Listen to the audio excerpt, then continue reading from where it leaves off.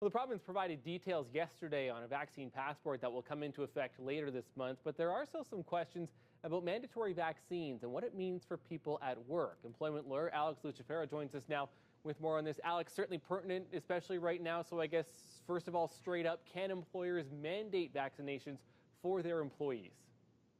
The state of the law right now, Matt, is no, they cannot. An employer cannot force an employee to be vaccinated. They cannot terminate an employee on the basis of their vaccination status. Our federal government has indicated that they may be rolling out a regulation to that effect. That would apply to, of course, federally regulated employers and also federal public servants. But that hasn't happened yet. It also hasn't happened at the provincial level. At the end of the day, it's our governments, both provincial and federal, that are going to need to legislate these issues.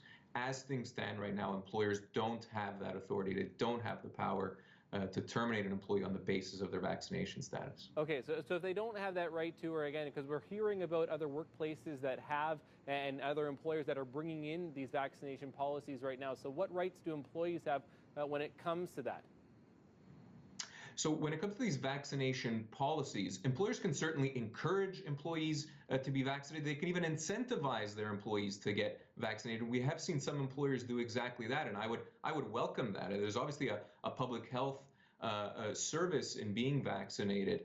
However, I think employers need to stop short of terminating employees on the basis of their vaccination status. I think both legally there are serious implications there. I think also practically, Matt, there are other solutions there that couldn't be implemented in the workplace. We've already seen them over the course of the pandemic. You know, health and safety protocols, mask wearing, cleanliness, etc. There's no reason why those shouldn't continue, along with those employees that are vaccinated being vaccinated. Right, yes, of course, and being able to have those health and safety measures in place. We know that many businesses, many employers continue to do those. I guess, too, and we talk about the legality of this, and again, not that we are discouraging vaccines in any way, but I guess when it comes to employees' rights, too, can employers then put a worker on an unpaid leave or penalize them if they don't get vaccinated? Again, the answer would have to be no. Putting an employee on unpaid leave, sending them home without pay, it's effectively a termination. You're stopping that employee's pay. You're not allowing them to work. That's a termination in in everything else but formal words. And so, no, I would say you're not allowed to do that.